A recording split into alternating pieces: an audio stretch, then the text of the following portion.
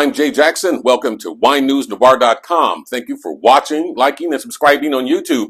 We begin with the holidays. It's the biggest wine buying time of the year, so we thought we'd bring you some wine buying tips to make the season another reason to sip up.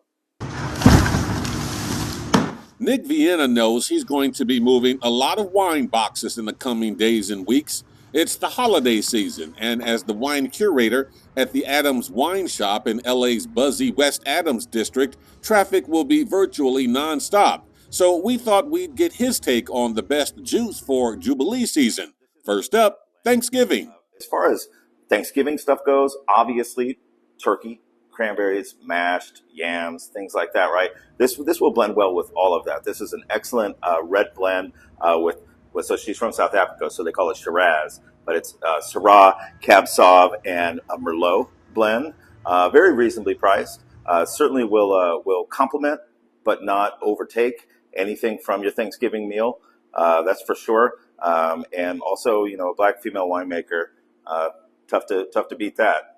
Then there's the biggest day of the year, Christmas. Vienna suggests Sauvignon Blanc. Christmas, right? We're talking about similar qualities to Thanksgiving, but I for me anyway, it's certainly a bit lighter of a holiday. I don't want to take a nap on Christmas. I'm not missing out on gift exchange. I'll tell you that. So this Victor Spoils from our man Chris Christensen up in Mendocino County.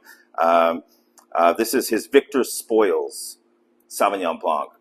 Think light, think crisp, think all those tropical fruit flavors, right? Guava, mango, a little pineapple action in there, right? But truly light enough to where it's like, oh, this is all I'm going to have with no food. It's delicious there, but it also has enough breadth, enough of meat to it to stand up against really anything that's going to be happening at Christmas. I got a feeling you're going to be having other things at Christmas as well, but if you're going to be enjoying a white wine, definitely Victor Spoils would be an accurate choice. And of course, there's New Year's and Bubbles, a match as old as butter and toast. Sauvignon Blanc that I talked about at Christmas time, that is this sparkling. So check this out. It was, I think, 2011 when Chris decided, hey, I'm going to rock the bubbly winemaking world of California and do a sparkling Sauvignon Blanc. People were like, what are you even trying to do? Well, guess what? This is exactly what it's trying to do, and it's amazing. The Cuvée Agincourt is, in fact, a bubbly Sauvignon Blanc. In over 500 years of bubbly winemaking, nobody ever said to themselves, hey, what happens if I take some champagne yeast and put it with some Sauvignon Blanc grapes? Well, guess what? This is what happens, and it's delightful from the first drop to the last. It absolutely is one that you can do New Year's type cheers with and spread it over a bunch of glasses. But certainly one that you can enjoy all on your own for a very fun, festive New Year's. And, this will get you right on the right track. All right, some good tips there. Sliding stock prices, the Napa Boys, and Copolla clocks out. Here are the top stories for this month's Wine in a Minute. A new Bloomberg report is proving true what most people in wine and spirits have feared. The industry is permanently shrinking. A new report shows wine and spirits makers have lost around $830 billion in stock value since prices reached a high in June of 2021. Shifting drinking patterns, rising health concerns, tariffs, and climate change costs are being blamed for the losses.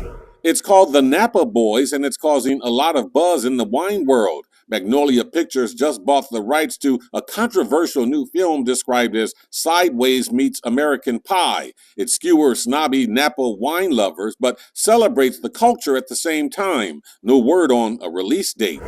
Desperate times call for desperate measures. Famed filmmaker Francis Ford Coppola is said to be auctioning off a one-of-a-kind watch to recoup money lost on his passion project film, Megalopolis.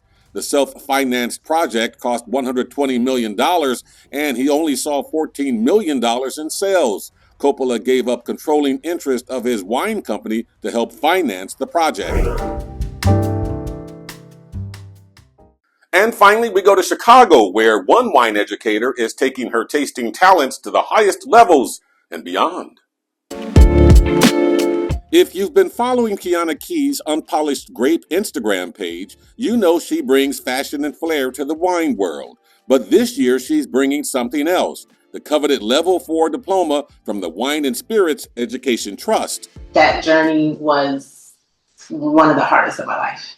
I got a chance to talk with Keys first about why she put herself through the grueling 2-year process to get the diploma, which is awarded to fewer than 800 wine students worldwide every year. It started with me just looking up a class just to say, how can I learn more?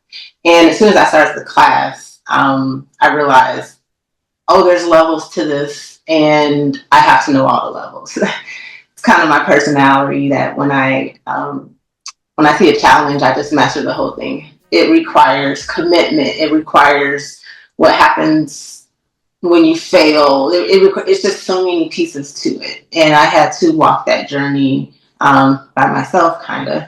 And I learned as I went along, but I always knew that I would absolutely finish it. So it wasn't a matter of will I finish, but how can I get through this in a way that does not kill me, basically.